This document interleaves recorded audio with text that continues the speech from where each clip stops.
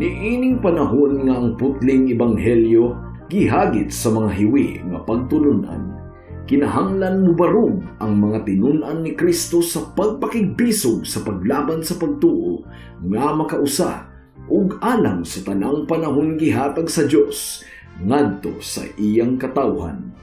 Maoy hinungdan nga namugna kining tulumanon ang putling ebanghelyo.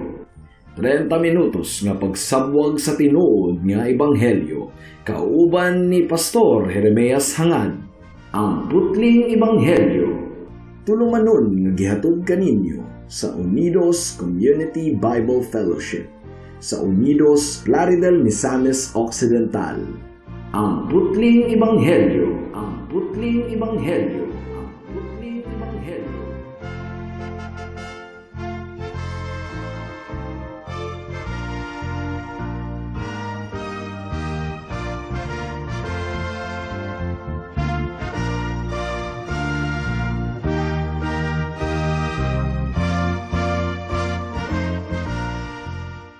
Alang sa pagpamalandong sa pulong sa Ginoo, atong pag-aablihon ang atong Biblia sa Mark chapter 9 verse 1. Apan sa dili pa, once again, akong gipaabot ang akong pagpanimbaya sa akong 93 years old nga lolo nga si Isabelo Lowry Sr.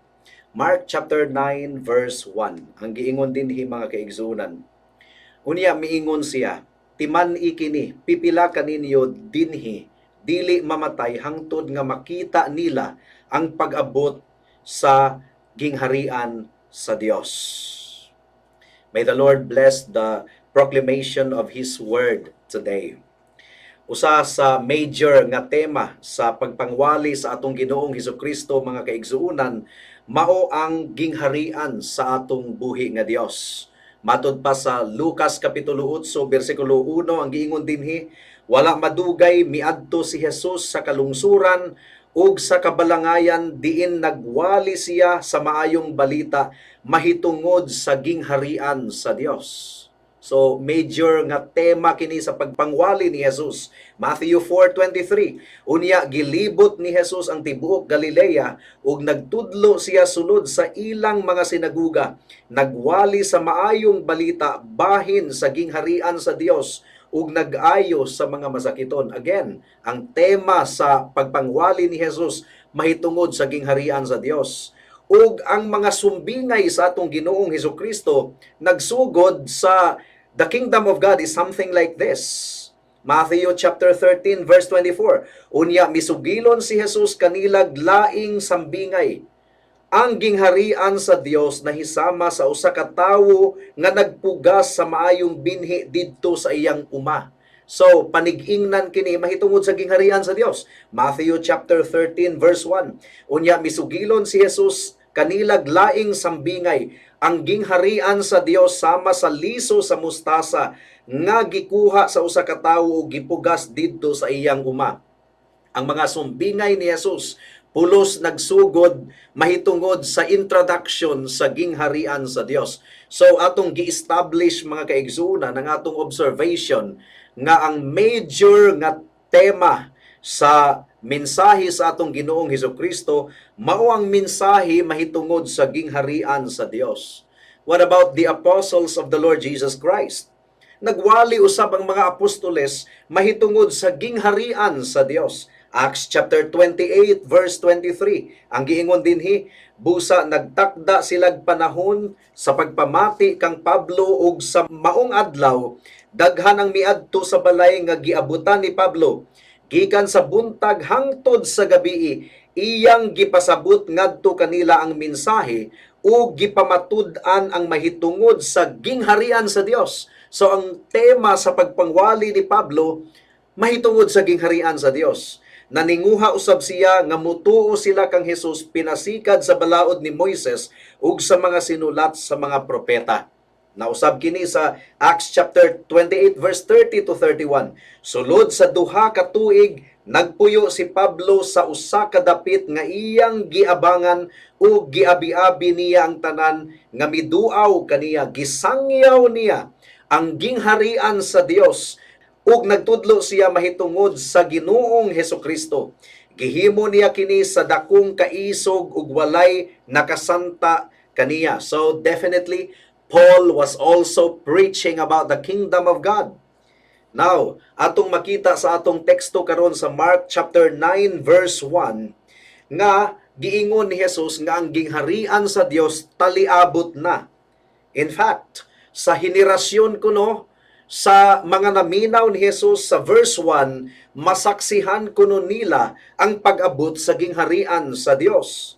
Ang giingon din sa verse 1 sa atong teksto, unya miingon siya, timan-i kini, pipila kaninyo dinhi dili mamatay hangtod nga makita nila ang pag-abot sa gingharian sa Dios.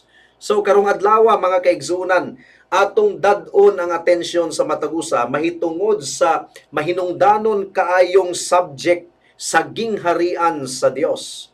The kingdom of God, the kingdom of heaven, the kingdom of Christ, synonymous lang kini sa Biblia mga kaigsuonan. Usa lamang ang but ipasabot niini. Dunay duha ka bahin ang atong pagtuon. Una, the description of God's kingdom, ang paglarawan sa gingharian sa Dios. Ikaduha, unsa man gyud ang tudlo ni Jesus or pagtulunan ni Jesus mahitungod sa gingharian sa Dios.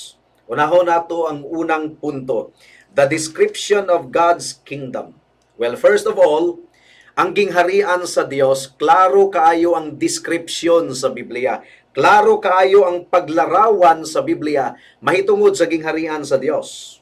Kung atong hisgutan ang gingharian sa Dios, atong gihisgutan ang pagdumala sa atong buhi nga Dios. Atong gihisgutan ang dominion sa atong buhi nga Dios. Ang iyang pamunuan, ang iyang gingsakupan mga kaigsuonan. Ang unang pag-abot ni Hesukristo or ang unang pag-anhi ni Jesus dinhi sa kalibutan, katumanan kini sa gitagna sa karaang tugon. Mo kini ang gilauman sa Israel. Ang giingon sa Daniel chapter 2 verse 44 for instance, sa panahon niining mga haria, ang Dios magtukod og usa ka gingharian nga dili gayud malumpag ug ang iyang gahom dili maagaw sa laing katawhan. Dugmukon niya kining mga ginghariana ug kini maoy ilang katapusan ug kining maong gingharian mubarog hangtod sa kahangturan. Na misunderstood kini sa mga Hudiyo mga kaigsuonan, wala nila kini masabti kini nga tagna sa Old Testament. Ang ilang expectation sa Mesiyas nga moabot usa ka physical nga hari, usa ka political nga hari nga muuy magpahiling kawas sa Israel gikan sa iyang mga kaaway. Remember, mao kini ang gilauman ni Pedro. Mao nga nasyak si Pedro nga nadunggan niya ang giingon sa atong Ginoong Hesukristo nga ang Mesiyas pagapation ug mabanhaw pagkahuman sa ikatulo ka adlaw. Nagtudlo si Jesus mga kaigsuonan nga ang iyang gingharian dili literal nga gingharian. Sama sa Kingdom of Saudi Arabia or United Kingdom or unsa pa ng mga nasod, mga gingharian. That's not the kingdom of Christ. Klaro kayo nga giingon ni Jesus sa John chapter 18 verse 36, gipangutana siya ni Pilato kung hain ang iyang gingharian. Ang tubag ni Jesus, ang akong gingharian dili iya niining kalibutana. Kung ang akong gingharian iya pa niining kalibutana, ang akong mga sakop makig-away unta aron dili ako ikatugyan ngadto sa mga Hudiyo. Apan ang akong gingharian dili iya niining kalibutana. Ang buot ipasabot, ang gingharian ni Jesus dili literal physical kingdom, kundili spiritual mga kaigsuonan, espirituhanon nga gingharian.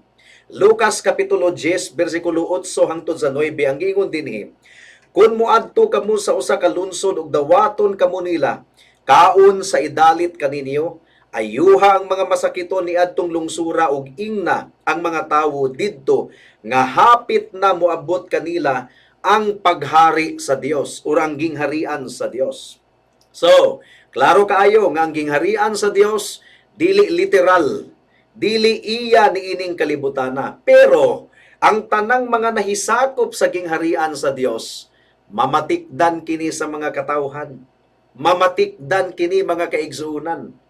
Walay literal kingdom nga atong makita Niining kalibutan na gingharian ni Kristo or gingharian sa Dios, pero ang tanang mga gingsakupan or mga miyembro sa gingharian sa Dios mamatikdan, gumikan sa ilang balaan nga pagkinabuhi. Luke chapter 17 verse 20 to 21. May mga Pariseo nga nangutana kang Hesus kung kanusa maghari ang Dios. Mitubag siya, ang paghari sa Dios dili butang nga inyong makita. Walay makaingon ania ra or atua ra, kay ang paghari sa Dios anaa sa sulod ninyo. The kingdom of God is in you. But masabot spiritual. Espiritual. So kanang taga Davao nga nagtudlo nga ang gingharian kunos ni Kristo ana sa Davao. Aha, baka kana.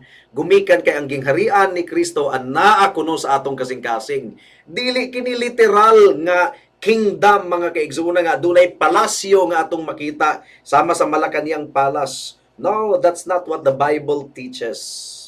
Sanglit ang gingharian sa Dios mamatikdan man di ay niining kalibutan na bisan pa og dili earthly ang kingdom ni Jesus Christ. Ang buot pasabot niini dili kini nato pangitaon, dili ta moingon nga musaka mo niadto nga bungtod gumikan kay ato ang gingharian sa Dios. No.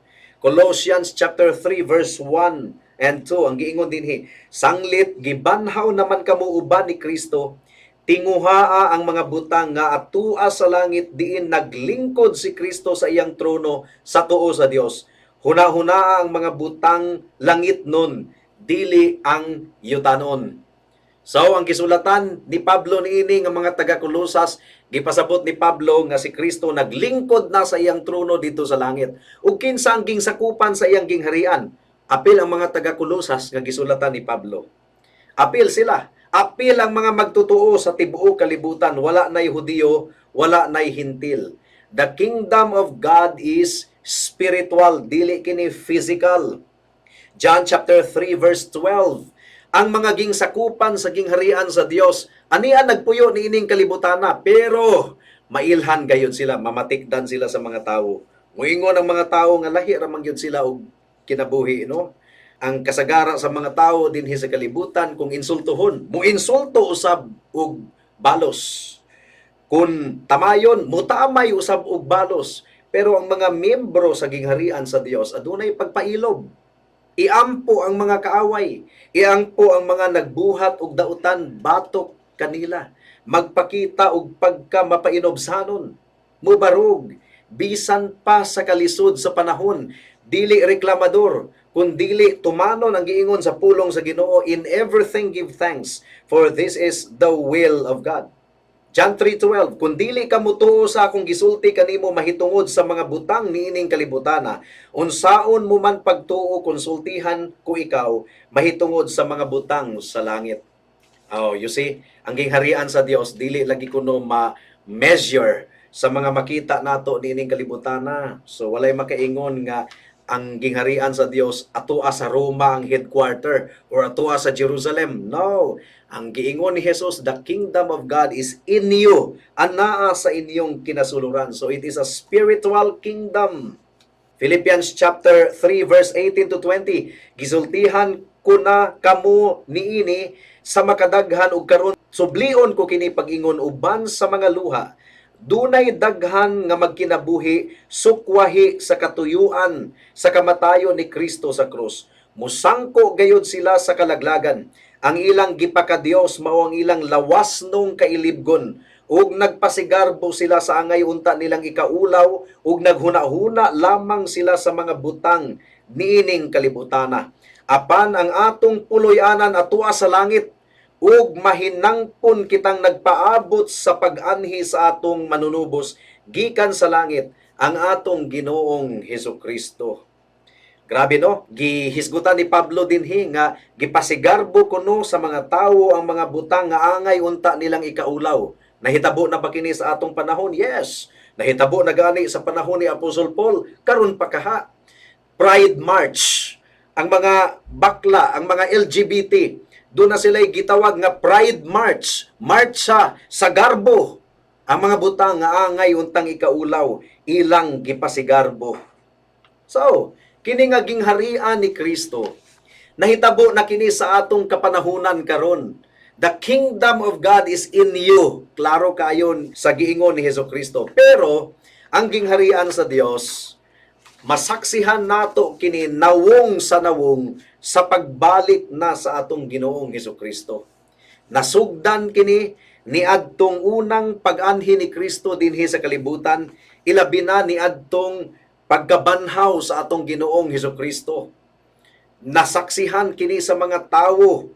Namatay si Kristo, pagkahuman sa ikatulo ka adlaw, nabanhaw si Kristo, ang iyang mga tinun-an nga anaaunta sa kahadlok, nakabaton og tumang kaiso gumikan kay ang balaang espiritu mikunsad kanila didto sa Pentecostes. Nasaksihan kadto sa mga pipila sa mga naminaw sa Mark chapter 9 verse 1 sa atong teksto. Busa natuman ang giingon ni Jesus nga adunay pipila niini nga henerasyon, niini nga mga naminaw kaniya sa kamulong nga pagwali ni Kristo, masaksihan nila ang inaugurasyon sa gingharian sa Dios. Hangtod sa atong kapanahunan karon, ang paghari ni Kristo sa kasing-kasing sa mga katawhan mikuyanap o walay nakapugong sa pagwali sa ebanghelyo. Walay nakapugong sa iglesia, walay nakapugong sa mga katawhan ni Kristo, sa pagmantala sa iyang gingharian, sa pagmantala sa mensahe sa grasya sa kaluwasan nga anaa lamang gayud sa atong Ginoong Hesukristo. Mo kini pagtulunan sa kingdom of God. So unsa man gyud ang pagtulunan ni Jesus mahitungod sa kingdom of God? Ang pagtulunan ni Jesus mahitungod sa kingdom of God mao ang iyang paghari sa kasing-kasing sa mga katawhan. Adunay nagaingon nga ang transfiguration kuno ang but pasabot sa atong teksto sa Mark chapter 9 verse 1. O simple pod, gumikan kay sa transfiguration, unsa nato ipasabot nato ang transfiguration ha. Misaka si Jesus sa bungtod o gikuyog niya si Pedro, si Juan ug si Santiago. Pagsaka nila dito sa bungtod, nasaksihan nila si Kristo nga misilaw kaayo ang iyang dagway. Misilaw, midanag kayo. Mo katoy but pasabot sa transfiguration. Nasaksihan kadto sa tulo ka mga disciples. Well, part of it, patilaw ra kadto sa kahimayaan sa atong buhi nga Dios. Natilawan nila temporarily sa daling panahon, mga kaigsuunan. Pero dili kadto ang katumanan sa Mark chapter 9 verse 1. Aduna usab nagaingon nga ang katumanan kuno sa Mark chapter 9 verse 1 nahitabo kuno kadto sa pagkagunob sa Jerusalem niadtong AD 70. Well, that's part of it, mga kaigsuunan.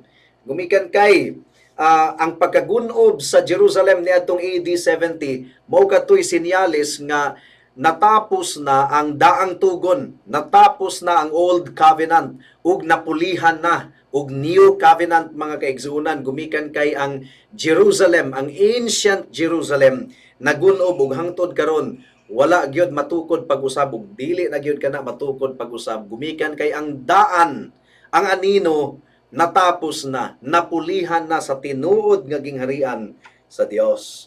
Pero ang katumanan gayud sa Mark chapter 9 verse 1, mao ang inaugurasyon sa paghari ni Kristo human sa iyang pagkabanhaw, sa iyang pagsaka sa langit. Gumikan kay ang giingon sa atong teksto o ang giingon sa Biblia, misaka si Kristo sa langit ug milingkod sa tuo sa atong buhi nga Dios. Milingkod siya.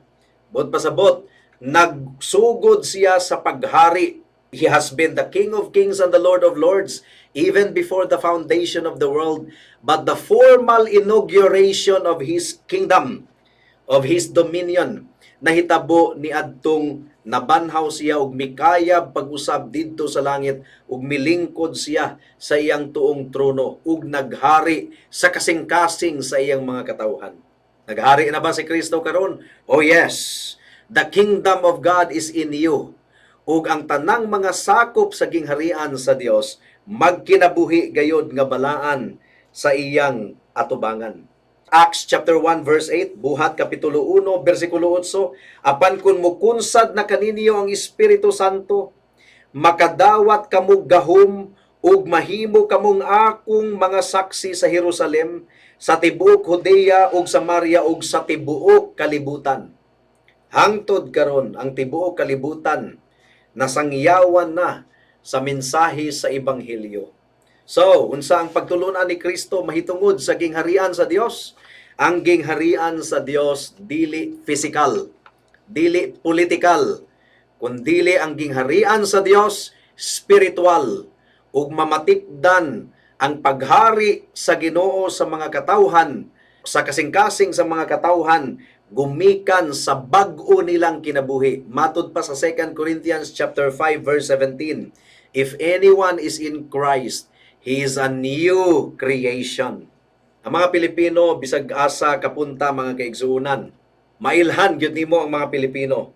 Walay duda ang mga Pilipino, mailhan gyud. Kung mo sit-sit ka sa mga Pilipino, kung kinsa ang mulingi, Pilipino na. Bisan pag-asang dapita sa kalibutan, amo ka nang gitun-an sa sociology class na mo mga kaigsunan. Dili ang language, gumikan kay daghang mga Amerikano or daghang mga langyaw nga makahibalo pod musulti og Pilipino. Pero ang Pilipino, bisag asang dapit sa kalibutan, mailhan. Kay sit-sita nimo, mulingi gayod. Gumikan kay diri sa Pilipinas ang sit-sit, but pasabot atong gitawag kanang tawhana. Ang giingon ni Kristo, ang mga sakop sa gingharian sa Dios, mailhan gayod, mailhan. Adunay bunga sa balaang espiritu, adunay gugma sa ilang kasing-kasing, adunay pakigdait, adunay pagpasaylo, adunay pagkamanggihinatagon, adunay kaayo. In other words, adunay bunga sa balaang espiritu. Ang mga butang nga nahisupak sa balaod sa Dios, ang mga pagpanapaw, pagpamalikas, pagpanamastamas, ang mga bisyo, ang mga kahilayan, gibiyaan na, gumikan kay si Kristo na ang naghari sa ilang kasing-kasing. Ang mga kahilayan, ang mga kalibutanong butang mga kaigsunan, gibiyaan na, mo nga mamatikdan gayod ang tanang mga nahisakop sa gingharian sa Dios. Pamalandungi kini mga kaigsunan. So, ang pangutana niini, kumusta ang imong kinabuhi? Kumusta ang imong kinabuhi? Nahisakop ka na ba sa gingharian ni Kristo? Nahisakop ka na ba sa gingharian sa Dios? Gumikan kay duha lamang kagingharian, aduna niining kalibutana. Aduna lamay duha ka gingharian niining kalibutana. Gingharian sa Dios o gingharian ni Satanas. Ug ang tanang mga lumulupyo usab sa gingharian ni Satanas, mailhan usab, mamatikdan usab, nagkinabuhi sa kasalanan. Mao kini kalainan sa gingharian sa Dios o gingharian ni Satanas mga kaigsunan. Galatians chapter 5 verse 19. Magsugod kita og basa sa verse 19. Galatians chapter 5 verse 19. Adunay kalainan ang gingharian sa Dios o gingharian ni Satanas. Ang giingon dinhi, sayon kaayo pag-ila sa buhat sa tawhanong kinaiya. Makita kini diha sa salawayon nga pagpakighilawas, hugaw ug hilas nga mga buhat, ingon man sa pagsimba sa mga Dios-Dios ug sa pagpamarang. Makita usab kini sa pagdinumtanay, pagbingkil-bingkil sa kasina, sa kapungot, sa kahakog, sa pagkabahin-bahin, pagkamasinahon, pagkapalahubog, pagkamapatuyangon sa lawas nung kaibog, ug uban pang mga butang nga sama niini. Busa pasidan-an ko kamo, sama sa akong gihimo kaniadto ang magbuhat niining mga butanga walay dapit sa gingharian sa Dios. So you see, mailhan nato ang nahisakop sa gingharian sa Dios ug wala nahisakop sa gingharian sa Dios. Verse 22, apan ang Espiritu naghatag og gugma, kalipay, kalinaw, pailog, kaluoy, kaayo, pagkamatinud-anon, pagkamapaubsanon ug pagkamapinugnanon sa kaugalingon. Kining mga butanga wala mahisupak sa bisan unsang balaod. Nakuha nato mga kaigsuunan. Klaro di kayo sa tanan ang kalainan sa gingharian sa Dios o gingharian ni Satanas. Ang mga lumulupyo sa gingharian sa Dios ug mga lumulupyo sa gingharian ni Satanas. Titus chapter 3 verse 3 ang giingon dinhi mga kaigsuunan. Ang Titus chapter 3 verse 3, kay kaniadto kita usab mga buang-buang, masupilon og nangasaag, naulipon kita sa mga kaibog ug sa tanang matang sa kahilayan ug nagkinabuhi sa pagkadautan ug pagkamasinahon. Ang uban nasilag kanato ug ato usab silang gikasilagan apan gipadayag sa Dios nga atong manluluwas ang iyang kaluoy ug gugma. Giluwas kita niya kini dili tungod sa bisan unsang maayo nga atong nabuhat kundi tungod sa iyang kaluoy. Giluwas kita niya pinaagi sa paghugas kanato aron kita matawo pag-usab ug makabaton og bag-ong kinabuhi diha sa Espiritu Santo. So kining giingon nga ang gingharian sa Dios anaa sa atong kasing-kasing ambot pasabot ang kasing-kasing nga kaniadto tig-a bato pulihan sa Ginoo kasing-kasing nga unod. Gahom kini sa Ginoo. Kumusta ang imong kinabuhi higala? Kung ang description sa imong kinabuhi layo kaayo sa description sa mga lumulupyo sa gingharian sa Dios, pag hinulsol sa imong sala, dangop kang Kristo ug hatagan kaniya og bag-ong kasing-kasing. Dili kaniya balibaran. Si Kristo mao ang hari sa iyang gingharian, dangop kang Kristo, pagpasakop kang Kristo, ingon nga imong Dios ug manluluwas. Now, buhata kini karon dayon higala kay basin ug ugma ulahi na ang tanan. Ang gingharian ni Kristo bukas pa hangtod karon, abri pa hangtod karon. Kung gusto ikaw nga musulod niini, kung buot ikaw nga musulod ug mopasakop niini, kinahanglan nga imong hinulsulan ang imong sala ug mo salig ug motuo lamang kang Kristo. Ingon nga imong bugtong Dios ug manluluwas. Magampo kitang tanan. Salamat o Dios sa imong mensahe niining adlaw. Among gipangayo o Dios ang bunga niini. Hinaot nga ipadayag nimo ang imong gingharian sa kasing-kasing sa imong mga katawhan. Ug ang tanang mga lumulupyo sa imong gingharian hinaot nga mahimong makugihon sa pagkinabuhi, ingon nga takos ug angayan sa imong gingharian.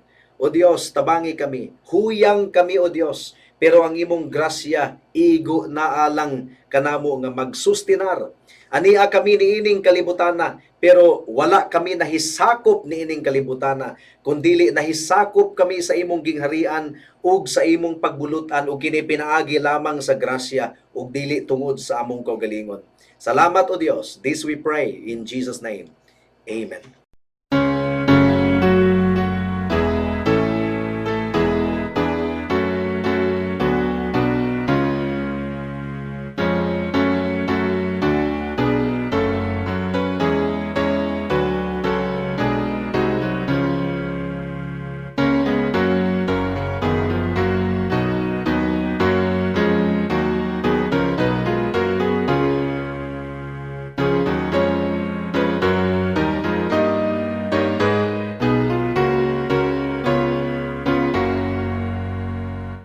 I heard the voice of Jesus say, "Come unto me and rest.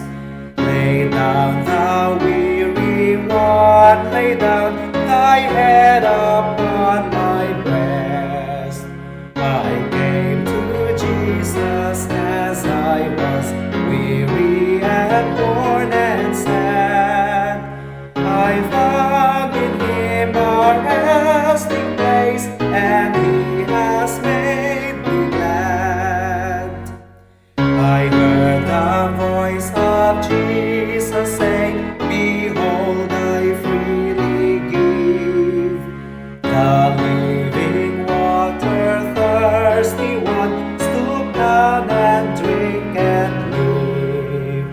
I came to Jesus and I drank of that life-giving stream. My thirst was quenched, my soul revived, and now I live in Him. I heard the voice of Jesus say, "I am this dark world's light. Look unto me, thy morn shall rise, and all thy day be bright." I looked to Jesus Jesus, and I found in Him my star, my sun. And in that light of life I'll walk till traveling days are done. Amen. Alang sa dugang nga mga pangutana, mahimong mo text kang Pastor Jeremias hangad sa 0935 744 3030.